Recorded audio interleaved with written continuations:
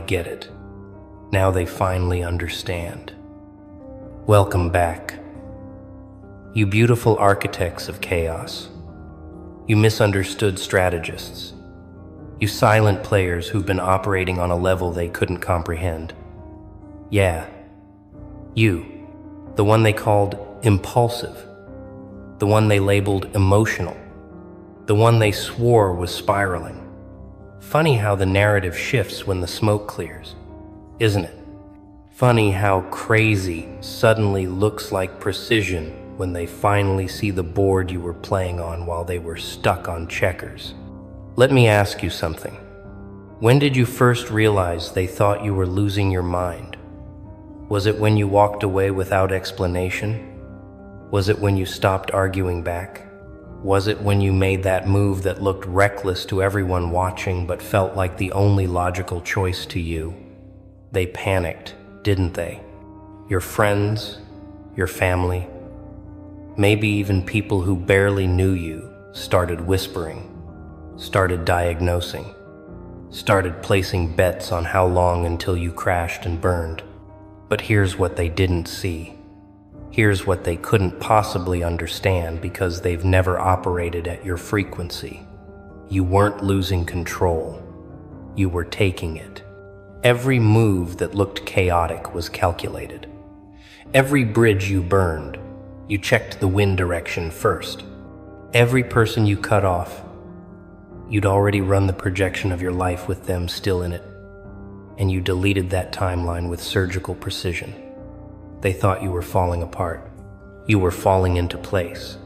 You see, there's a frequency of intelligence that terrifies people because it doesn't announce itself. It doesn't wear credentials. It doesn't need approval from the committee. It just moves. And when it moves, it looks insane to people still trying to predict outcomes using the same broken formulas they've been taught since birth. You stopped playing by their rules, and they called it a breakdown. You started playing your own game, and they called it madness. But madness and genius, they've always lived in the same house, haven't they? The only difference is the scoreboard at the end. Let's rewind the tape. Let's go back to that moment, that specific moment when you made the choice that made everyone question your sanity.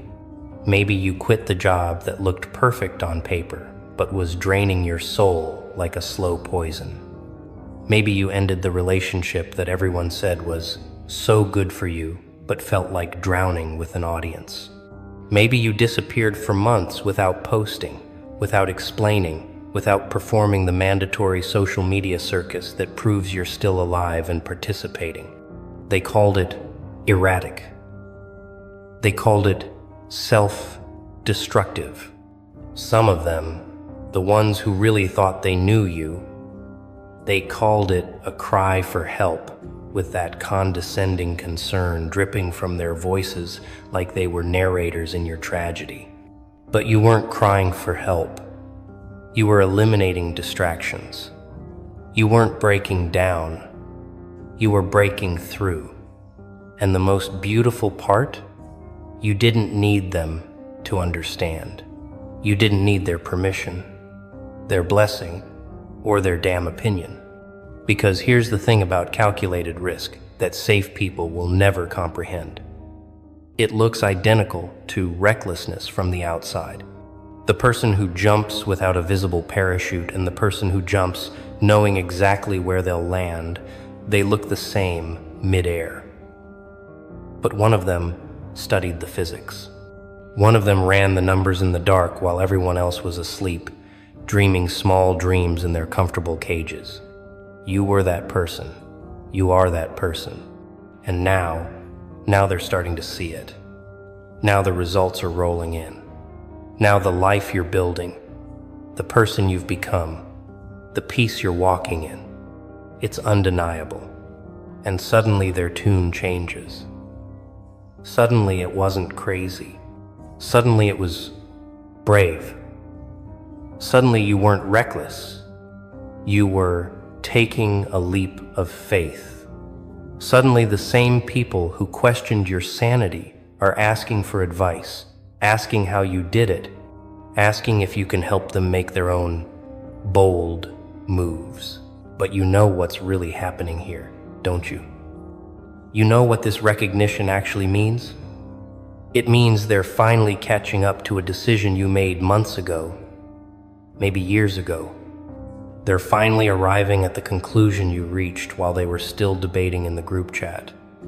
They're finally seeing the vision you had when there was nothing but darkness in your own conviction. And that gap, that time gap between when you knew and when they figured it out, that's the proof. That's the proof you were operating on a different level.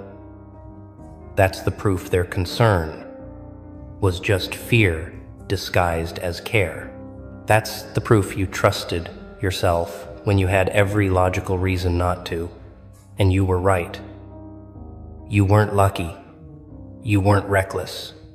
You weren't crazy. You were correct. And being correct before everyone else is what they call genius. Even when they're too proud to use that word directly to your face. Let me tell you what really happened, because they'll never admit this part. When you made that move, when you did that thing that looked insane, something in them recognized it. Something deep in their unconscious knew you were onto something real, something true, something they didn't have the courage to reach for themselves. And that recognition, that brief flash of what if they're right, it terrified them more than anything. Because if you were right, if your crazy was actually clarity, then what did that make them? It made them cowards. It made them complicit in their own mediocrity. It made every safe choice they'd made look like exactly what it was. A surrender to fear dressed up as responsibility. So they had to make you wrong. They had to make you the cautionary tale. They had to turn your boldness into a warning label so they could sleep at night in their prisons of comfort. But you didn't give them that satisfaction, did you? You didn't crash. You didn't burn. You didn't come crawling back with apologies and admissions that they were right all along. Instead, you did something far more devastating. You thrived. You evolved. You became living proof that the path they were too scared to take actually leads somewhere beautiful. And now they have to live with that. Now they have to watch you exist in a reality they told themselves was impossible. And here's the part that really twists the knife. You're not even mad at them anymore. You're not holding grudges. You're not waiting for apologies that will never come. Because somewhere along your journey, you realized something that changed everything. Their doubt was never about you. It was always about them. Their fear was always their own. Their need to call you crazy was always their need to feel sane in their own stagnation. So now when they come back, when they slide into your messages with, "Hey, I've been thinking about you," or "You look really happy," or "Can we talk?" you see it for what it is. It's not reconciliation. It's reconnaissance. They're not checking on you. They're checking if the rules they've been living by are actually real, or if you found a way to break them without consequences. They're studying you now, the way they should have trusted you then. And some of them, the really bold ones, they'll try to rewrite history. They'll claim they always believed in you. They'll say they knew you'd figure it out. They'll position themselves as supporters who were there all along, just quieter than the doubters. But you remember. You remember who was silent when silence felt like abandonment. You remember who questioned when you needed certainty. You remember who stayed and who ran when your life looked like a disaster movie to everyone watching. But here's the beautiful part. Here's the part that makes all of it worth it. You don't need them to rewrite history because you're too busy writing the future. You don't need them to admit they were wrong because you're too focused on being right about what comes next. You don't need their validation now because you learned to validate yourself when their approval was the only currency you thought you needed. Let's talk about the pattern they're starting to recognize. Because this isn't the first time you've done this, is it? This isn't the first time you've made a move that looked questionable and turned it into something undeniable. You have a history of this, a track record of seeing around corners that haven't been built yet, a reputation, whether they acknowledge it or not, for being right in ways that take time to prove.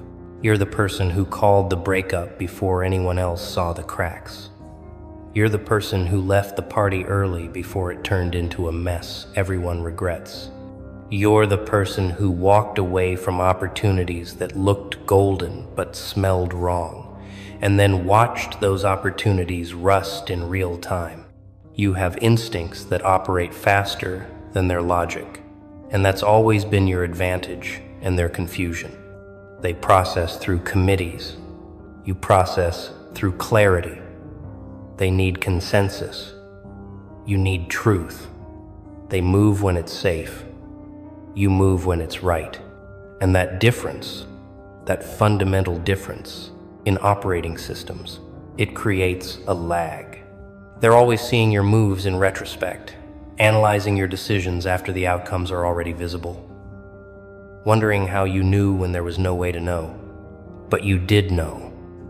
You always know. Not because you're psychic, not because you're lucky, but because you've learned to listen to the frequency they've tuned out. You hear the whispers underneath the words. You see the patterns underneath the chaos. You feel the shifts before the ground starts moving. They call it intuition, like it's magic. You know, it's just paying attention at a level that most people find exhausting. And that's why your crazy was calculated, because you were calculating with data they couldn't perceive. You were running equations that included variables they didn't believe existed. You were solving for outcomes they couldn't imagine because they'd never allowed themselves to want something that far outside the script. Your math looked like madness because they couldn't see the numbers you were working with. Now let's talk about what happens next. Because recognition is just the beginning. Now that they see you were right, now that they realize your breakdown was actually a breakthrough, they're going to want something from you. They're going to want the formula. They're going to want the shortcut. They're going to want you to translate your instinct into instructions they can follow without having to develop that instinct themselves. And here's where you have to be careful.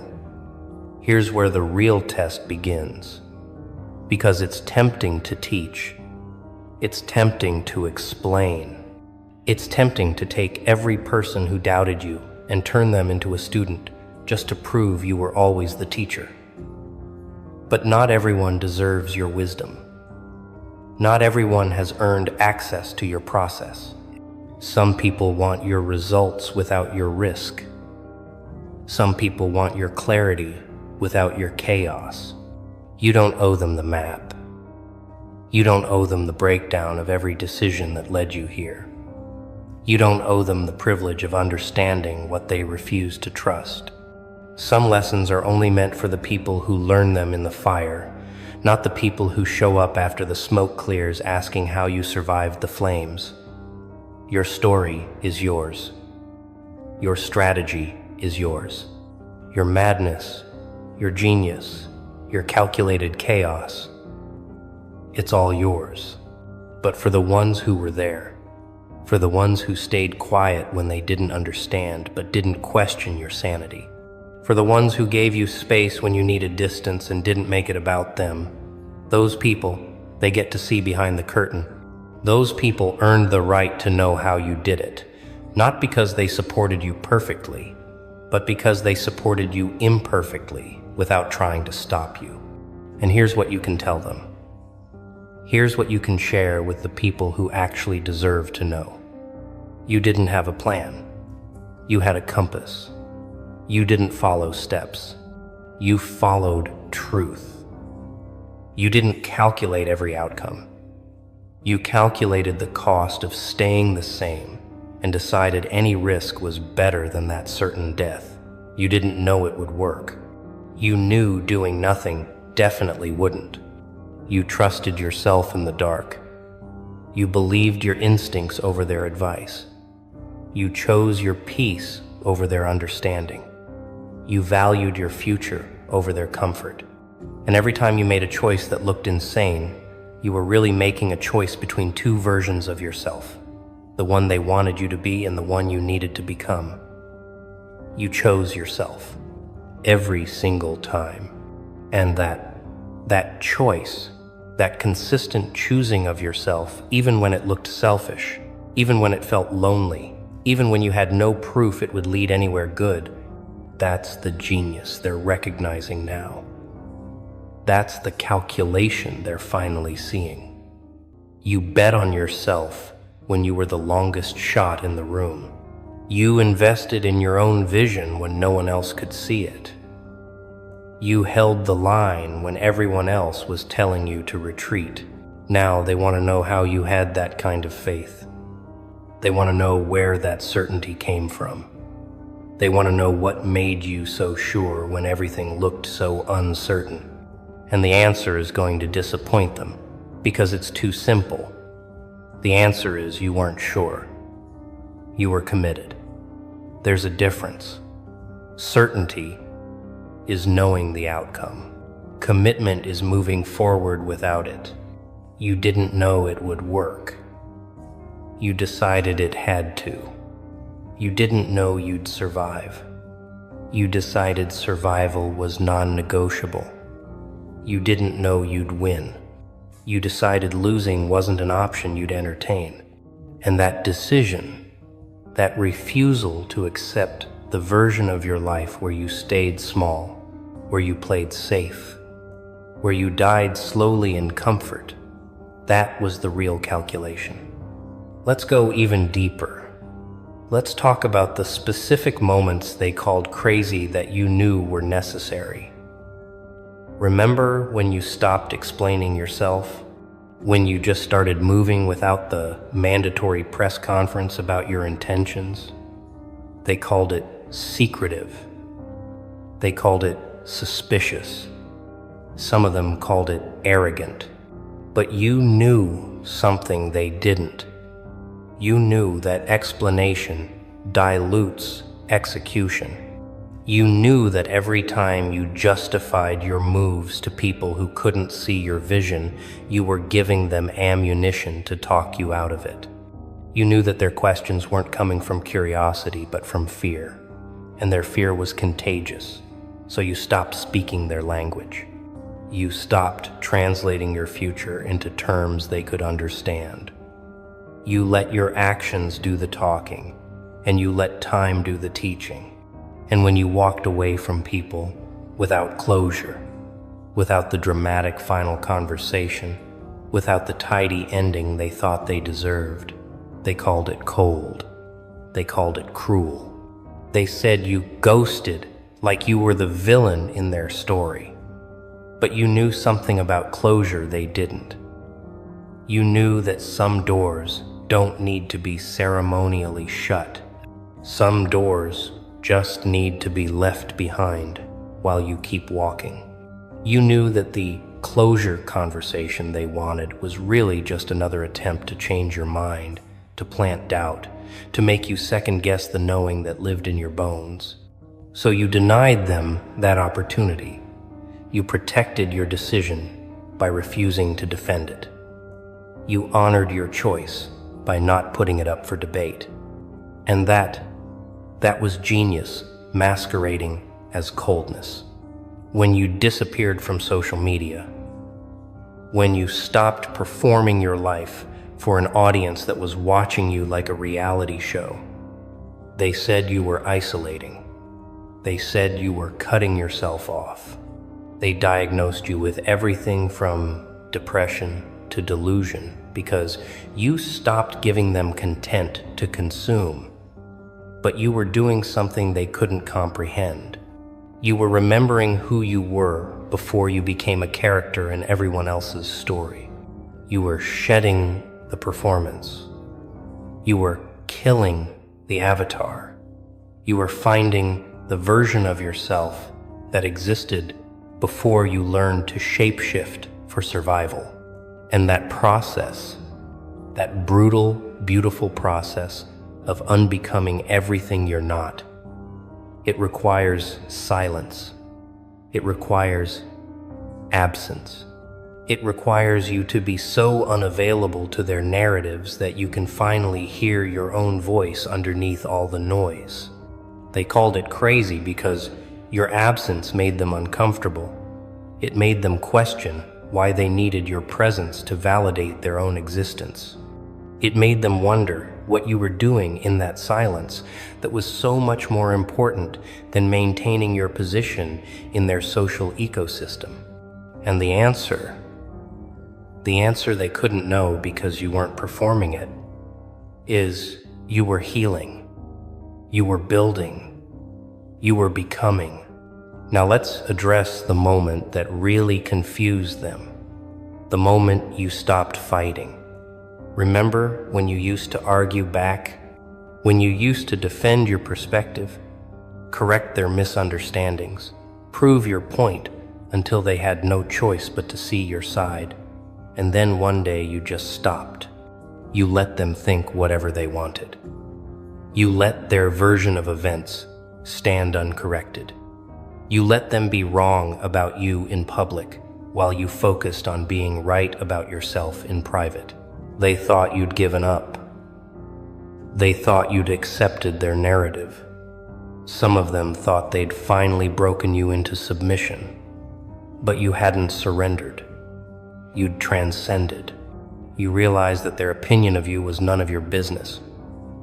You realized that defending yourself to people committed to misunderstanding you was like trying to teach physics to a brick wall. Possible in theory, pointless in practice. So you withdrew your energy from that battlefield. You stopped fighting for your reputation in the court of people who'd already made their judgment.